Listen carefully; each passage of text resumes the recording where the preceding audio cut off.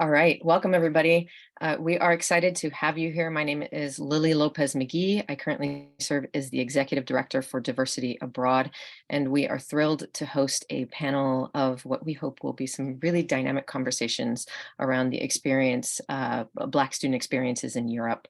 And we are really excited to introduce them. But before we introduce our colleagues who will be speaking with us today, I did want to just share a bit about Diversity Abroad. We are an organization that is really at the intersection of diversity, equity, inclusion, and global education.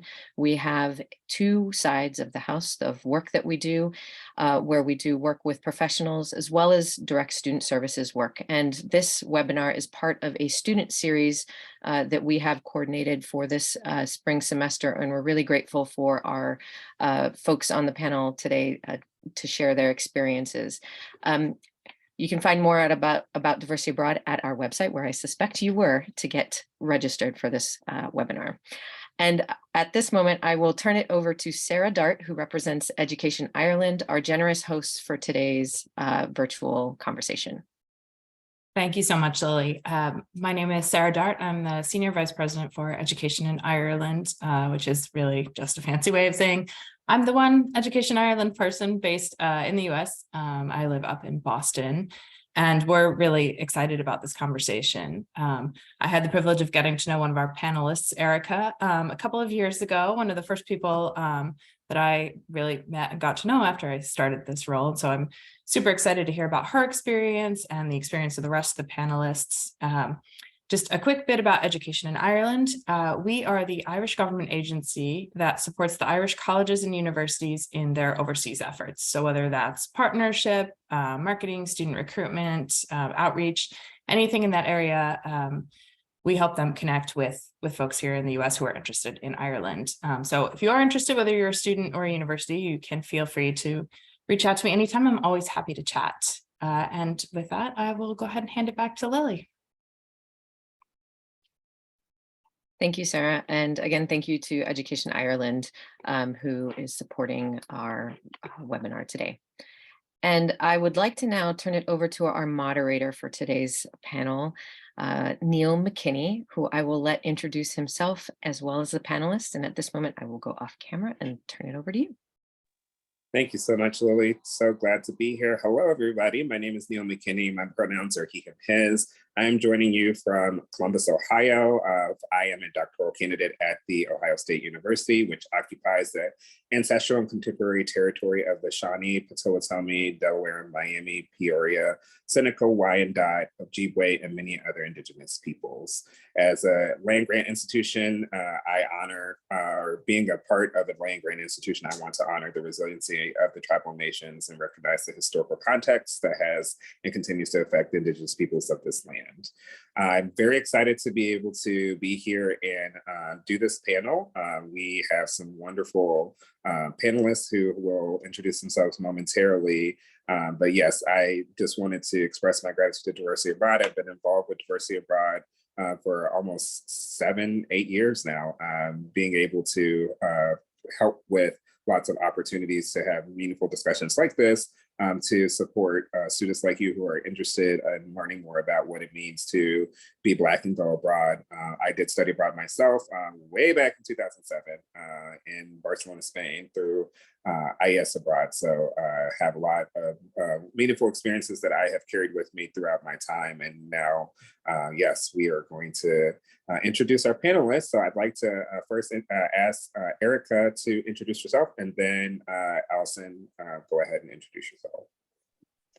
Hi, everyone. My name is Erica Cujo. I'm a current senior at the University of Pittsburgh, so I'm joining everyone from Pittsburgh. My study, well, I guess I could talk a little bit what I study. So I study business information systems here at Pitt with a minor in legal studies. And when I went to Ireland the fall of my junior year, I studied similar, basically the same thing. So I think Sarah kind of mentioned, but I was a recipient of the Go Overseas / Study Abroad in Ireland scholarship, which allowed me to go to Trinity College Dublin and study for 1 full semester there. And it was amazing. It was honestly, I just love any excuse to talk about my time abroad. So I'm super happy to be here with you guys. And I guess I just want to say there are really no stupid questions regarding studying abroad as especially as a person of color, especially as a Black person. So I definitely want to encourage everyone to really ask anything, because there are a lot of differences to being Black in Europe than there is to being Black in America. So I'm super excited. Great. Thank you so much, Erica. Hey y'all. So my name is Allison Gilmore. I'm from St. Louis, Missouri, and I went to college at North Carolina A&T State University, where I received a bachelor's degree in journalism and mass communication.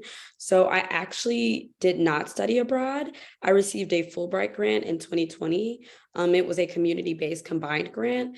So when I was living in Austria for 2 years, I taught English in a high school, and I did community. I did work at a nonprofit. I worked for a nonprofit called Caritas, and I helped immigrant and refugee women with, I'm sorry, guys, I'm in Austria right now, so the words are coming to me in German. I helped them with their internships and find work. I helped them with resumes and things like that. So yeah, I'm actually in Austria right now. I'm on vacation, but I currently live in Washington, D.C., where I work for Robert F. Kennedy Human Rights. So yeah, that's about me.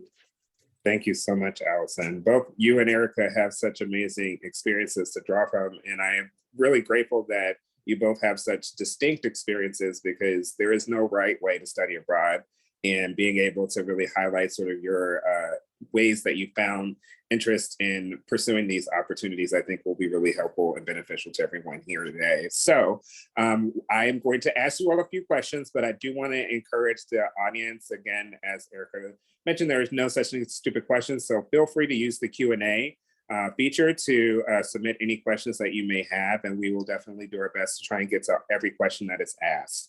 But just to begin, Erica and Allison, if you could just tell us a little bit about why you decided to pursue a global experience, and specifically what made you choose Europe. Yeah, so I always tell people that I actually didn't necessarily choose Ireland, and Ireland kind of chose me. So I was sent home the spring of my freshman year for COVID. And so then after that, I ended up having to spend my entire sophomore year at home for COVID. And it was just like, looking back on it, I can appreciate the growth that happened then, but it was really hard at the time. And I had spent that one semester on campus, and then just being home for 1.5 years plus was really difficult.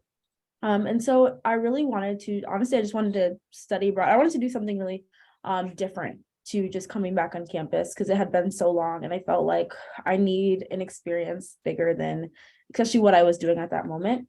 So it was really crazy. One day I just got a TikTok, and it was like, hey, do you want to study in Ireland for a semester? Here's a scholarship. And I was like, oh, this is kind of sketchy, but like, I just did it. So it was a couple days before the deadline. I kept seeing it. I was like, I don't know.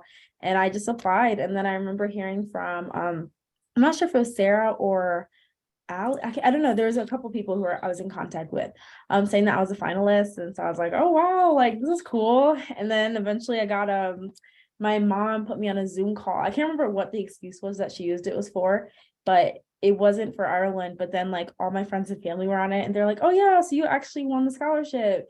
And it was just a really weird, like a really, really weird feeling. So in that way, I didn't really necessarily choose Ireland, but I had applied to that scholarship because I really knew I wanted to study abroad. And I would say that I definitely wouldn't do it over again. I think Ireland for me was the perfect place to go. But yeah, so that's kind of how I ended up in Ireland.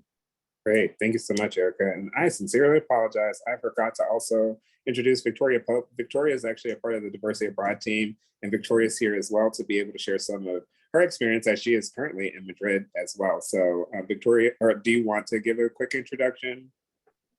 Sure. Sorry. I also don't want to take away the spotlight from Eric and Allison, who have wonderful experiences themselves. I'm Victoria. I work for Diversity Abroad. I'm currently, as Neil said, in Madrid, Spain. I've lived in Madrid for the past almost 4 years. In the university, I went to University of Georgia, and I had the opportunity to study abroad in London, as well as in Wales. And then later, after graduating, I went to teach English in South Korea. And then I came to Madrid, Spain, originally to teach English, and later I stayed. So I'm looking forward to be able to hear the experiences of Erica and Allison and Neil as well, and also share my experience with you all. Thank you. Great, thank you so much. Allison. Neil, can you repeat the question for me one more time? Absolutely. So why did you It was on the pursue? screen, then it went away. Okay, no problem. Why did you pursue a global experience and what made you choose Europe? Yeah, absolutely. So I pursued my Fulbright grant because I just feel like I kind of always knew that I wanted to do it. So I started learning German when I was 13 years old in the 8th grade. And during my sophomore year of high school, I did an exchange experience. So my host sister came to America. She lived with me for 3 weeks. And then I went to Germany and I lived with her for 3 weeks. And I absolutely love that experience. I ended up going back to Germany at the end of my senior year of high school, and I lived with her for a month.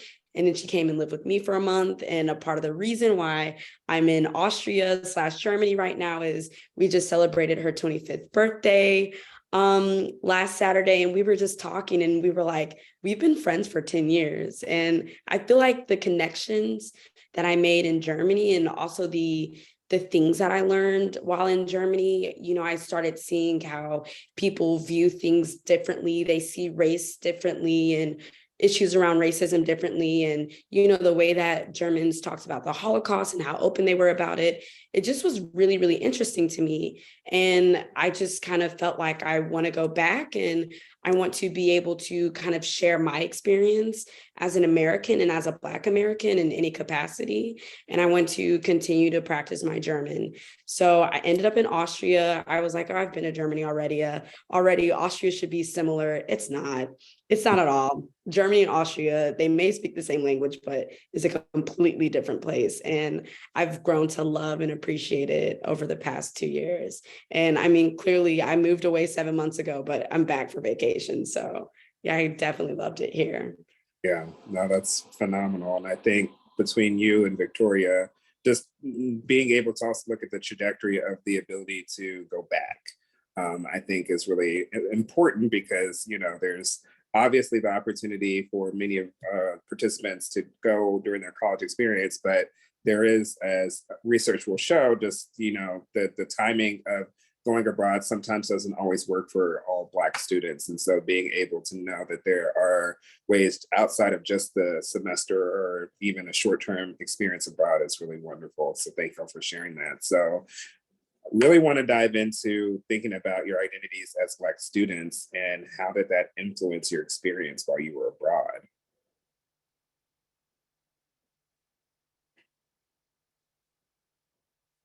Erica, I'll let you start with that one because my experience was like as a working adult, and I think that definitely was a different experience. Sorry, I was trying to unmute. I would say the first kind of way I always explain to people what it is like to study abroad in Europe is that I felt American really before I felt Black. I felt like my identity was more closely tied to coming from America.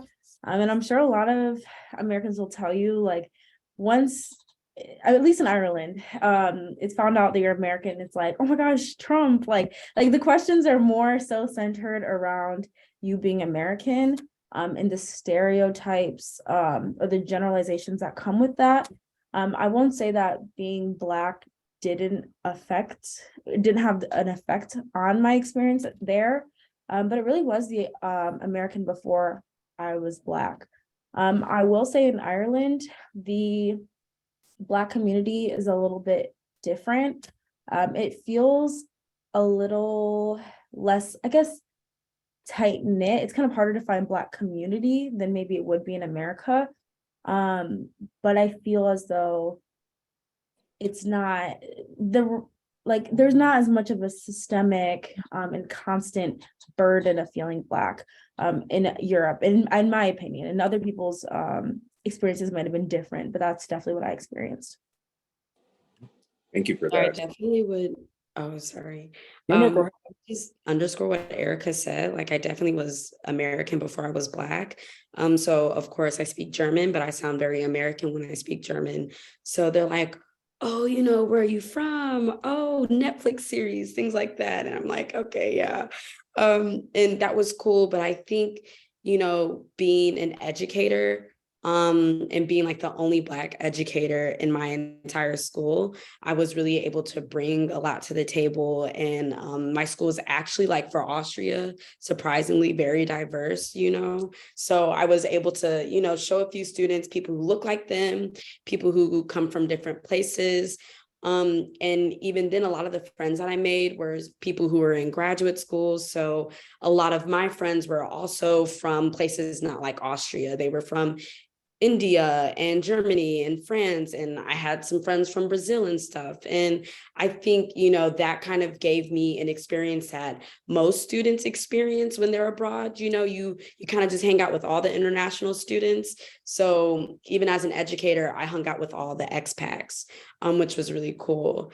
But I would say that I definitely felt American before I was Black. And also, similar to Erica, the Black community was also not very tight knit, so like in America, you can ask questions like, where do the Black people hang out, right? Like, what bars do we go to? What restaurants, like what areas do we hang out in? So I had went to lunch with one of my Black friends, and I was like, yeah, girls are like, what bars and clubs do we go to? And she's like, I'm sorry, what? That is a non-existent concept here. And I was just so shocked by it, because I just felt like, I was like, oh, where's our space? And the space didn't exist. So I had to find space and community in different ways. And it ended up working out. Great. Yeah, no, thanks for sharing those perspectives. I can even share, I mean, for me as a Black queer man, I thought more about my queerness than my Blackness as far as my safety while I was abroad. And I was pleasantly surprised, again, just very similar to each of you. I definitely felt more of my American identity before my Blackness, but I do think it was interesting being in Barcelona, which is a port city, and a lot of immigrants come through there. So there was definitely, I was more or less perceived as like a Spanish speaking, dark skinned person versus being perceived as Black. And honestly, like there was more of like a distinction of being an African versus being Black from the US. And so, in some ways, I was able to have a little bit more of accessibility of moving around in some ways. So, I think that that was an interesting privilege that I didn't expect.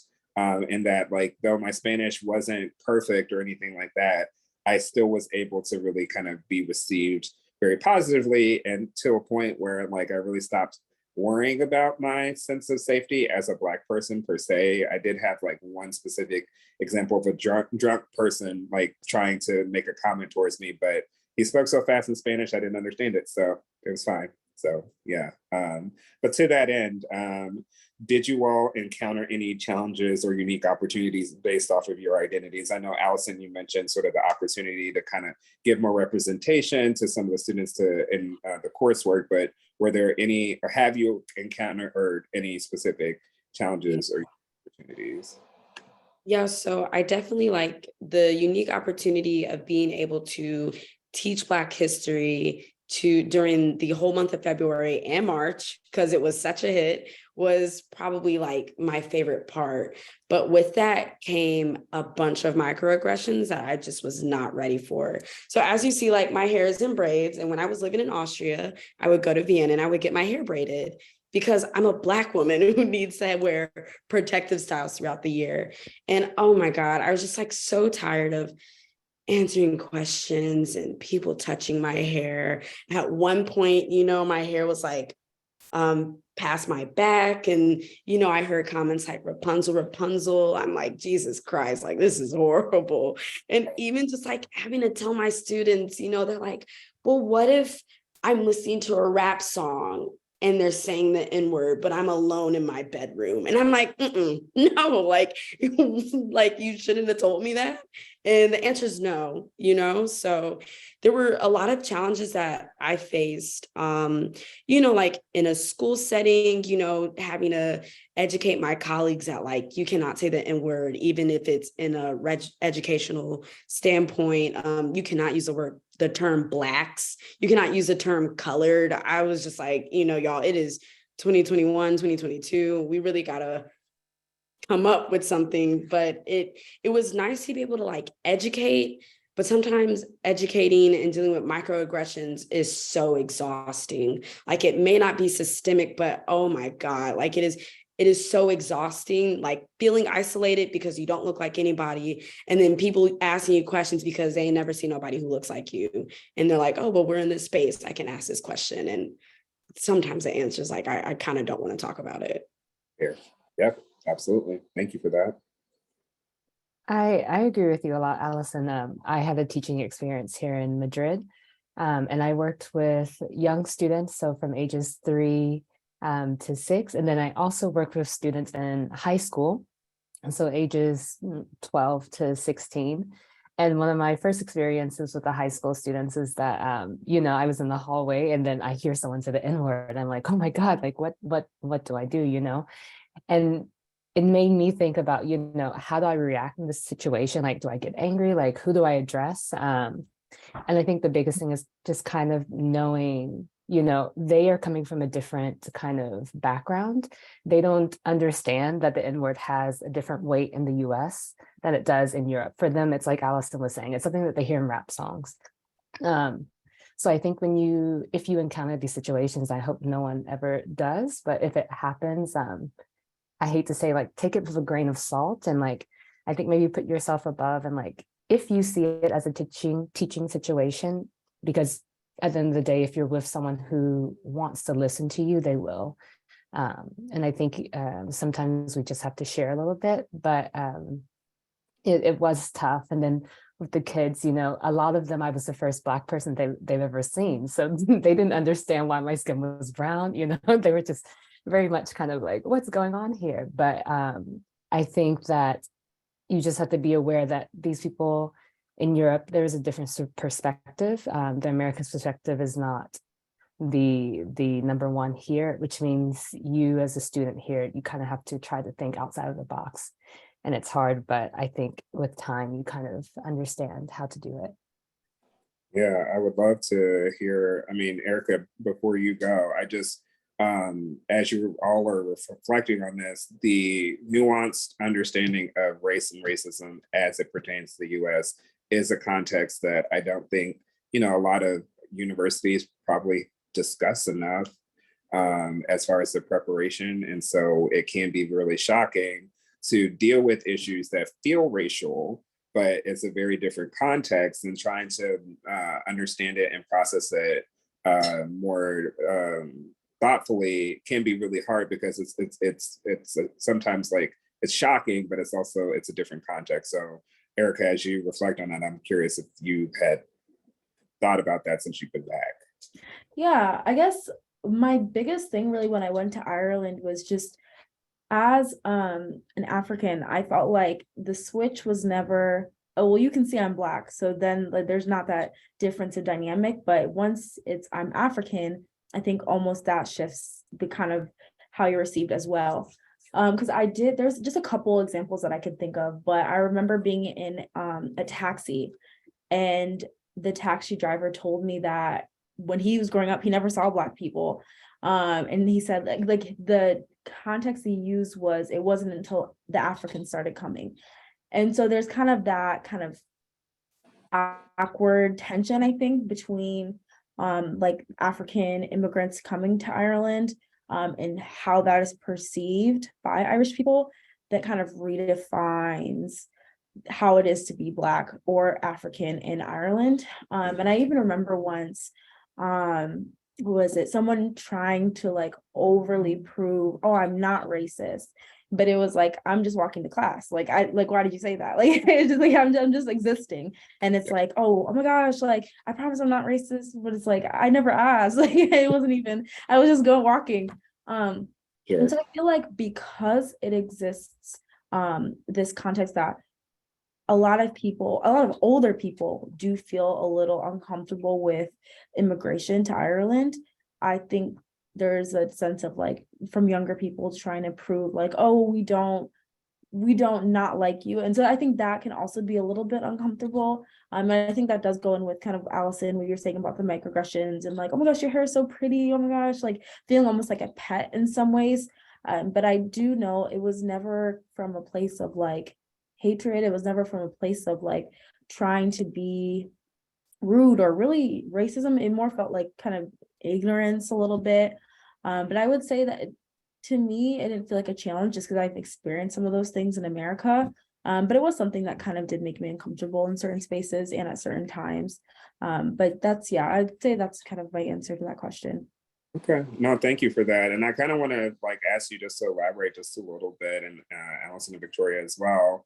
When you think about the fact that much of what you are potentially experiencing abroad, it's not that it's not familiar, words, that it's not familiar to you. It is familiar because it is something that you've experienced, but it, of course, again, is a different context. But I'm just curious about any ways that you coped or navigated through it, because I think it's important, and I'll share just from my own selfish point of view, that, you know, Black students have had enough experiences in the US of navigating college and understanding how to be successful in college that I believe makes them very successful in being able to go abroad. I think it's just the context seems that much different because it's another country, it's another language potentially. And what I hope that Black students can understand is that we have the strength that we need to be successful in these experiences already within us based off of the experiences we've already had here in the US. So I'm just, to that end, like, could you all share a little bit more about your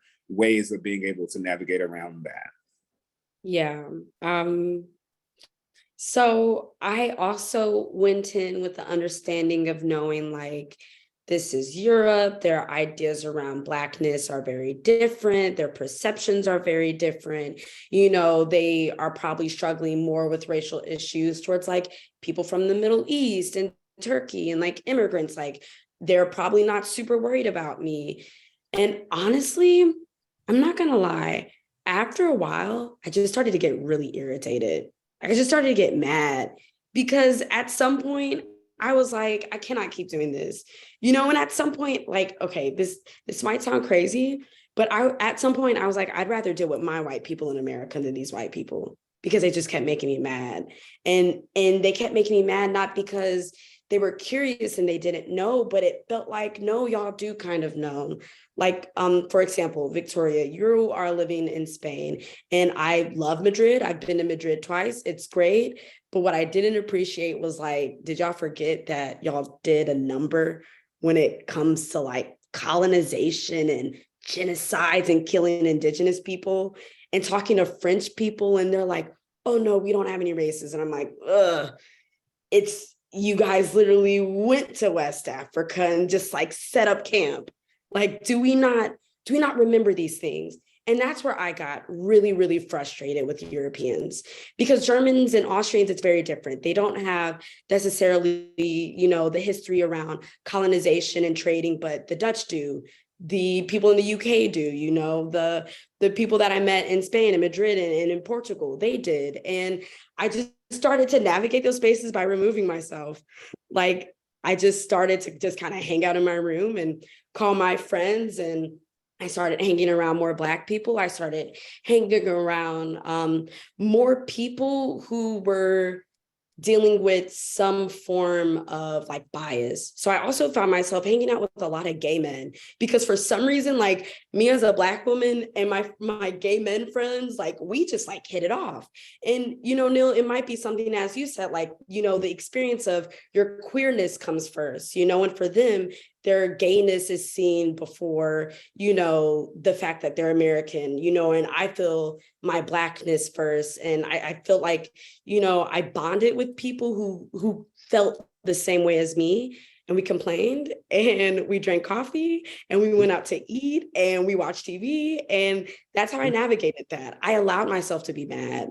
Like, and I feel like sometimes early on, I used to feel bad, like, oh no, you know, I shouldn't feel this way. And then at the same time, I was like, they're doing blackface for Three Kings Day. I don't have to explain to them. And I also don't have to feel bad for being here. Like, I'm going to stay in my room and I'm going to watch Netflix. And that's how I dealt with it. I appreciate that honesty, because there are a lot of questions kind of coming in about building space for Blackness, building community, finding community, being able to handle just sort of the non-acknowledgement of racism and colonization. So just being able to really think through some of those things, I think is really helpful. And so Erica and Victoria, I would love to know if you all have some thoughts as well. Yeah, I kind of had to jump on this because I saw someone commented, how do you handle Europeans not acknowledging their country's history of racism and colonization? And I almost have to laugh because I remember going to Portugal and going on a tour. It was like just a boat tour. I can't remember the name of the lake, but it was one of those ones where they narrate it and they talk about, oh, it's like to the left you'll see, to the right you'll see. I remember seeing this huge statue. They're like, yeah, this is dedicated to our great discoverers. These are the guys who, and then I was like, okay, cool. But then I realized like the people they're calling discoverers are the people who colonize, Africa. And so it was a huge, like, whoa, like it was literally just a huge moment for me to realize like, they actually don't condemn this at all. In fact, they have days for like these kings, days for these, like literally calling them discoverers to me was absolutely crazy. But I will say what helped me manage my time and feel more connected was actually getting involved. And I guess it depends because some people were in a teaching position, some people weren't necessarily studying abroad in school, but because I was in a school, I made sure to join the African Student Association very quickly, the Afro-Caribbean associations, just any type of club or organization dedicated to Black spaces. I also too, Allison, did find myself making a lot of friends with queer people as well. And I felt like it was just, it felt good to not feel like a minority myself and to be amongst other people that had dealt with, even if it wasn't, oh, I'm a Black woman, in a different context, because it's all, you're all connected by that in a place like Europe. And so I don't think I ever really did get over the whole discoverers thing and like kind of understanding that they contextualize racism and colonization like so different.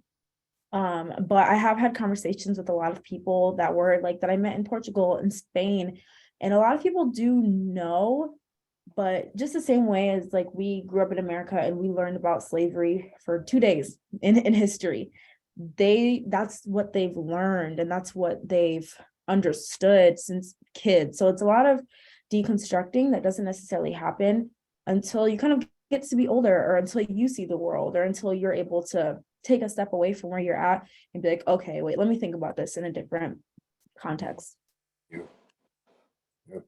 I agree with I agree with what both you said, Erica and Allison. I think me myself, like I deal with the aggressions here by having a friend group that I know that will support me, and they understand where I'm coming from, and they are also have had international experiences themselves. I found that most Spaniards, in my case, that I meet here that have studied abroad or have lived abroad, and not just the Erasmus kind of thing, but then a little bit more than that, they have a different view on racism and colonization here in Spain. Of course, like they still grew up thinking like, oh, here in Spain, like we aren't like this, but they still have a little bit of a better understanding, I think, of how Spain was built. They had the colonies, and they had a hand in things going on. So I think that just finding a group of people that supports you and people that you can vent with and people that understand when you said, like, as Allison said, there's blackface happening here on 3 Kings Day and I don't want to be a part of it. I want to sit at home, these are people that support you in that. Yeah, no, thank y'all for these perspectives. I think I'm hoping there are a lot of questions in the chat, which is amazing. But I do hope that some of what's been shared is sort of getting to some of the pieces about having support in navigating and understanding how to best find the support while abroad. And so I do want to just sort of think pre-departure, pre-going abroad, as well as just also thinking about just within the academic setting. One, did you all find that you were given any resources or support in preparation to handle and deal with being Black while abroad? And if not, what would you have liked to have had? And then also just, again, thinking from an academic context, were there any like instances in which you were like, wow, I feel like academically, like this should have been handled differently? I don't know if anyone else has to say, like, wants to say anything really quickly, but I feel like the first week, I didn't even pick my classes until September 13th. Like, our classes started, first of all, a little bit late, but all of the students that go to Trinity had picked their classes, and then we picked our classes like the week of the 13th, and nobody knew what was going on. I will say that, at least in my experience at Trinity, and you would expect Trinity is one of the top schools in Ireland, there wasn't really much help with the study abroad process.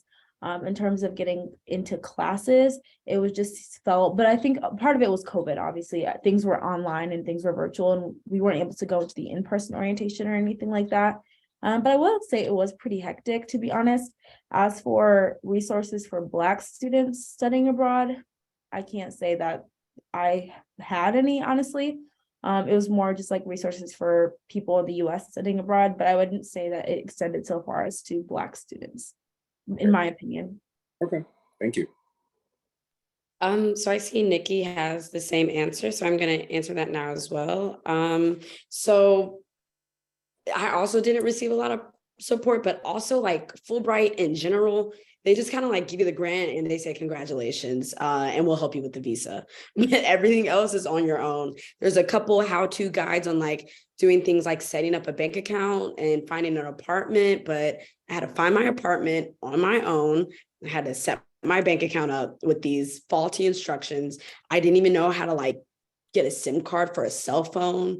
And, me and the other people there were like, okay, let's figure that out together. But in terms of like being Black, I did talk to a friend of mine. Her name is Alex, and she did a Fulbright the year before me. She's mixed. Her father's German, and she did research in Vienna. So I talked to her about her experience, and that really helped.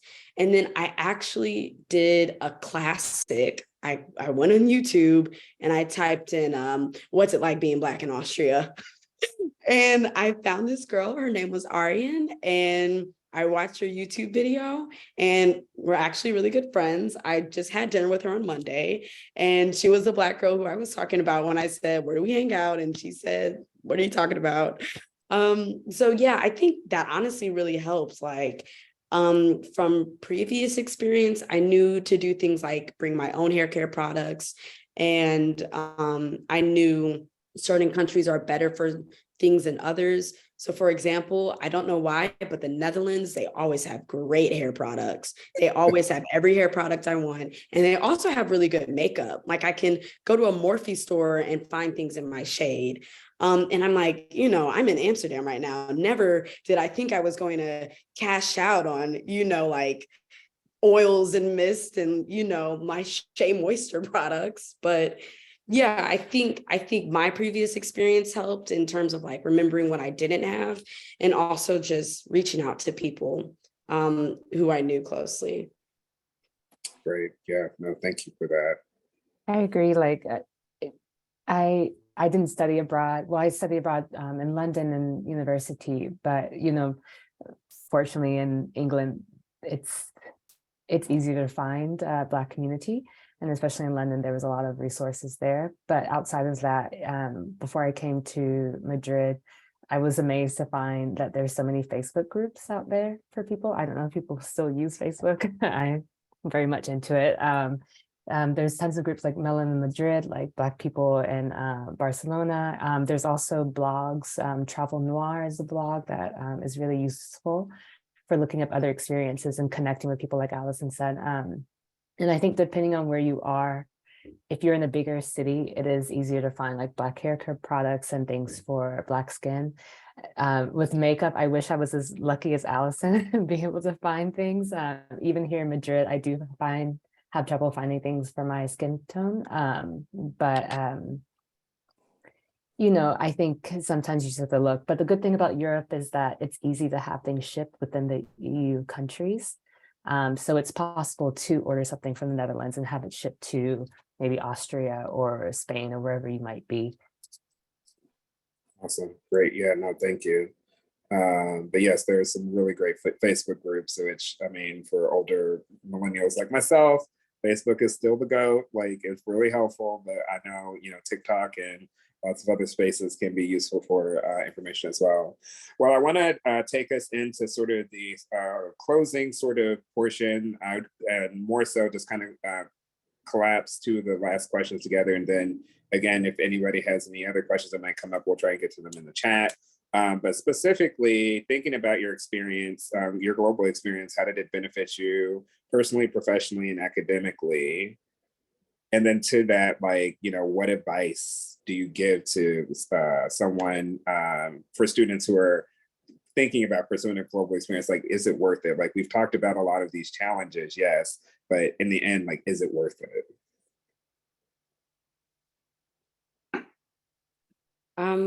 So I would say that my global experience was absolutely worth it. And even though I struggled a lot in Austria, I feel like the person that I became in Austria has got to be one of the best versions of myself. I moved here in the middle of the pandemic in September 2020.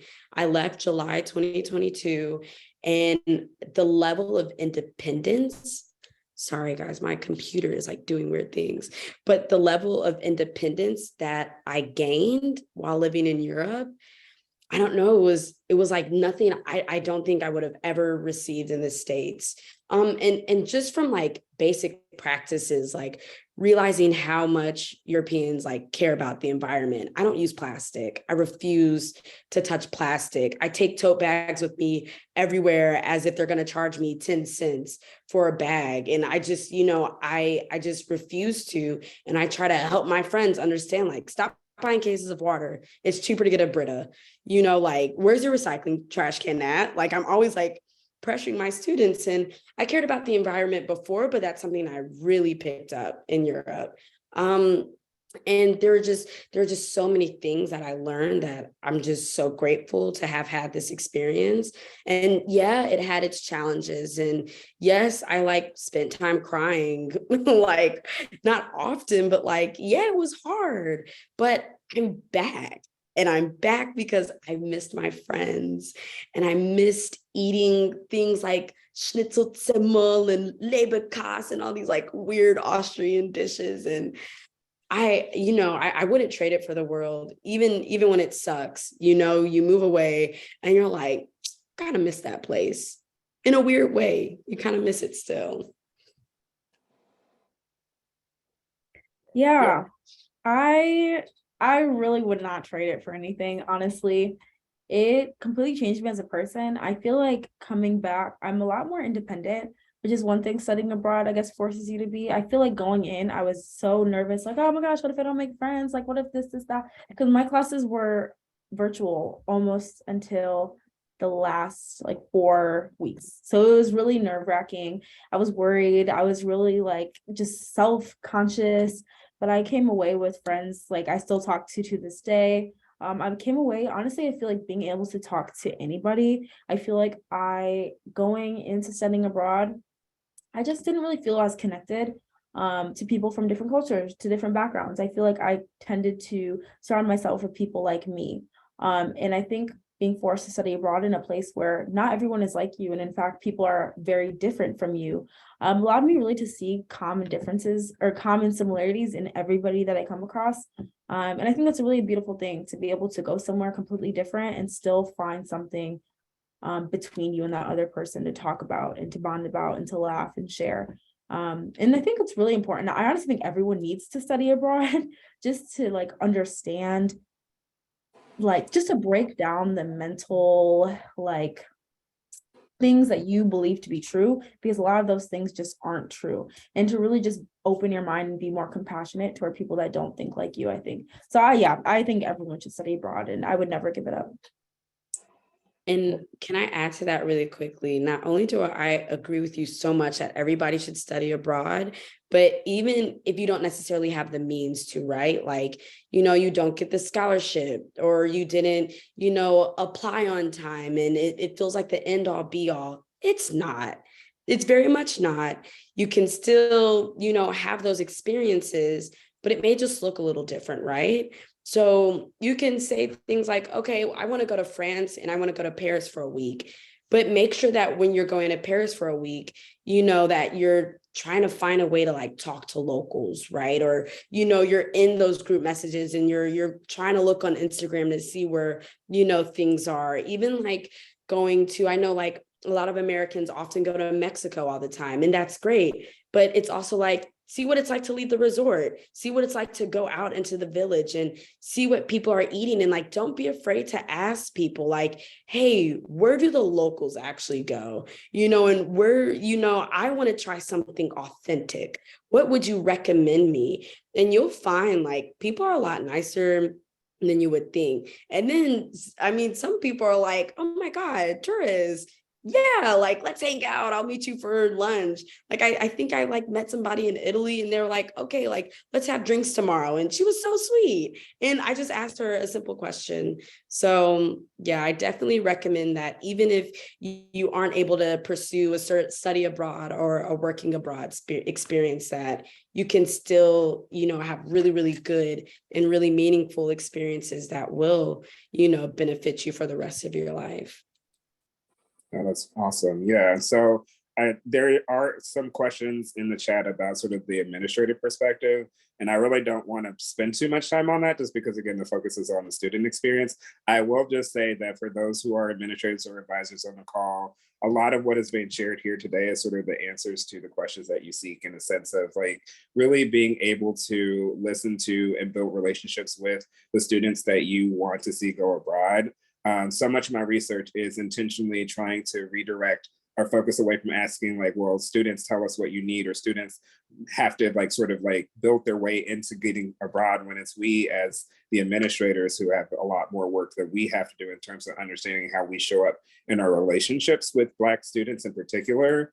If we're not willing to put ourselves in a position of really trying to champion and cheerlead for Black students to go abroad, then it's just not something that I think can happen without any other extra effort. It has to be on us, and it may be uncomfortable, it may be unfamiliar to like start building inroads with these with students, Black students. But I don't know any other way. If you are not in a position where you're able to readily know where you can connect with students, then that's really the first step, is really thinking about where you can go to connect with those students. But this is my research and this is what I'm focusing on. So I'm always happy to talk about that, but elsewhere. So thank y'all for those questions.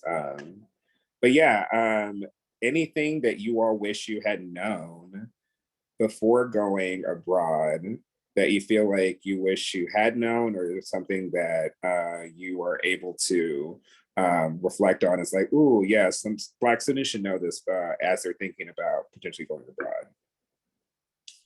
I dropped a couple of things in the chat for one of the questions. Pack light, like that's just for anybody studying abroad. But I was fortunate enough to have my mom be able to like travel with me. And so I made a mistake of taking one of her like check-in bags and checking that in. And then I came back with more stuff. And it was a lot. And then you want to bring like souvenirs back. So pack as light as you can, especially if you're going for an extended amount of time and you're staying in an accommodation. A lot of those things can be bought there. So that's not Black specific. But definitely figure out the phone situation, cards, bank, like those logistics types of things. Try to figure those out ahead of time. Going to another country and going to a bank and trying to open a bank account can be very difficult. So you want to at least kind of understand how that process is going to look before time. So I guess that was another answer to like the administrators as well, to try to help facilitate that before the time comes, and then you're there and just don't necessarily know what to do. Bring the products that you won't be able to find in Europe. So I remember going to this is in Ireland specifically, so it might look different in other places, but I remember going to a store to get foundation, and the darkest foundation was not at all compatible. And so I think I just like didn't get it. And Amazon isn't the same there, at least in Ireland. So it's not the 2-day shipping. So it was a little bit difficult, but definitely bring items that you're worried about that are kind of more your specialty items, whether it be makeup or just anything like that is really specific to you that you really will need there. Try to pack those and yeah. I agree with Erica. You're not going to like a place where you're in the middle of nowhere in Europe, thankfully. Like you have things. I made the mistake of like packing everything. I think I brought 2 suitcases with me in a carry-on, and now I'm like throwing things out the window, like trying to get rid of things. So you don't need everything. And then I think one of the best things that you can do once you land in the country, if you are fortunate to be close to a big city or have access to internet, is find it's a company called City Life, and I know they have one in Madrid and the UK. I'm sure they might have them in other different countries, but basically this is an organization that helps you open a bank account, helps you get that phone, helps you get that kind of apartment situation. And they also do like free events. Like recently they just messaged me about, we're having a skating night, so you get to go and you get to meet other people. So City Life is a great resource if you have one in the country where you're going to. Thank you for sharing that. Okay. Yeah, go ahead. Oh, sorry. I was just going to say, if you're going somewhere where they do not speak English, try to do some research on the dialect and the culture. So like I said, I speak German, but the German that I speak is Hochdeutsch. So this means High German, the German that they speak in the majority of Germany.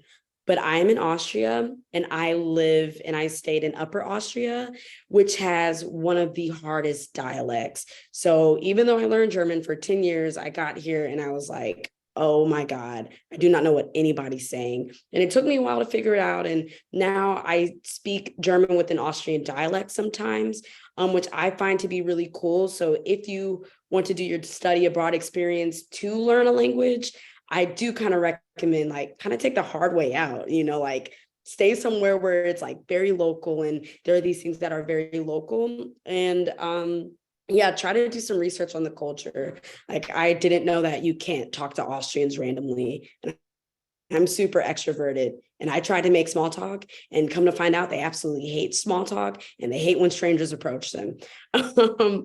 So yes, that is definitely a piece of advice. Yeah, no, thank you for that. That reminds me of, I chose Barcelona because of a program requirement I needed for my degree, not because any other reason that I knew anything about Barcelona.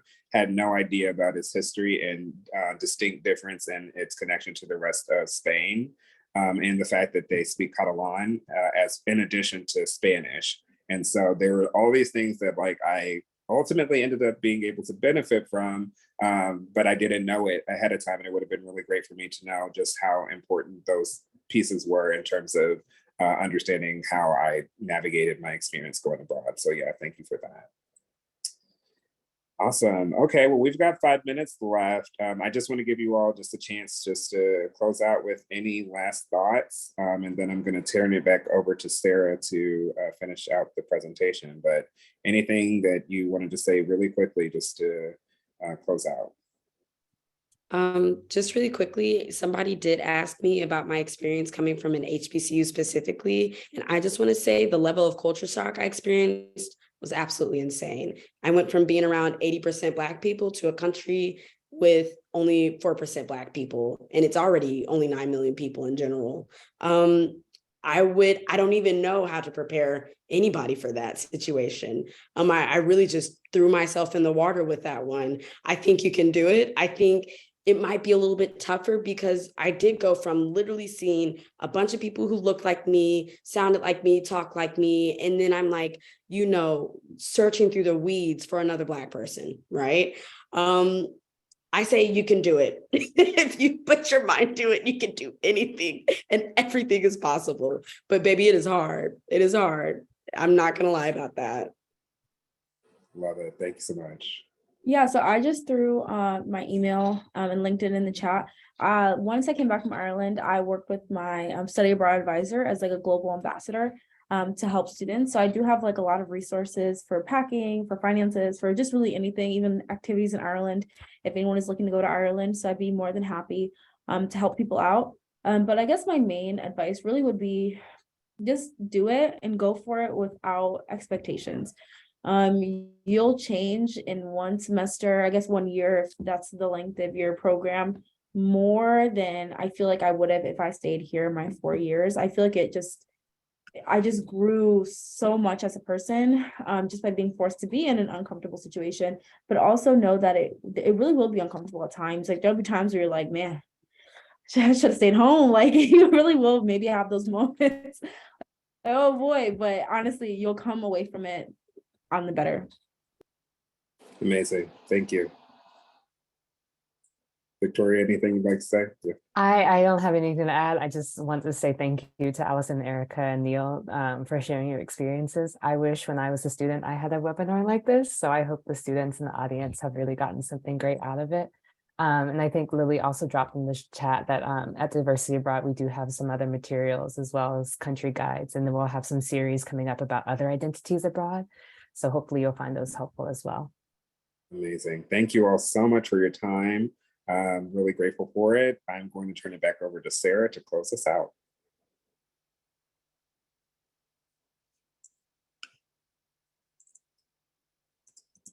Thanks so much, Neil, and thanks to all the panelists for sharing. I learned a lot from all of you. It was a really great conversation. So I won't close out with too much. I will say one thing. I noticed there was a question in the chat about the scholarship that Erica received. That was something that we did during COVID.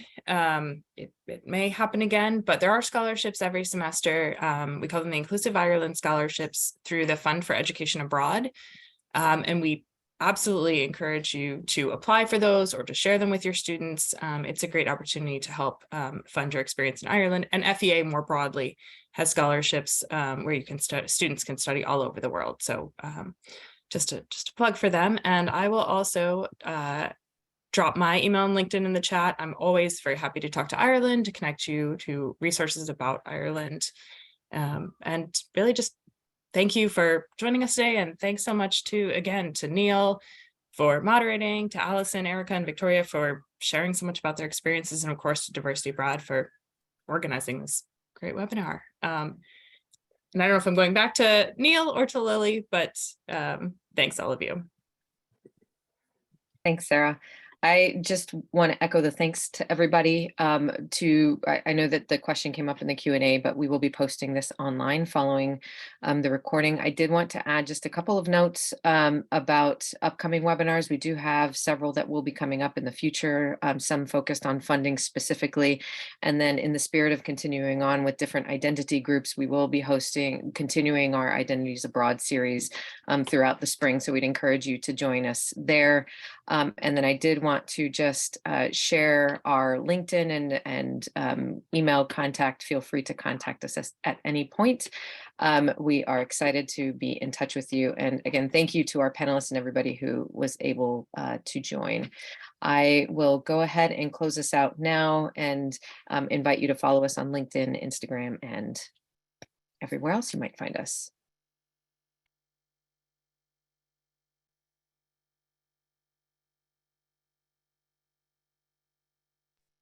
All right. We're going to go ahead and end the webinar now. Thank you, everyone. We'll see you online.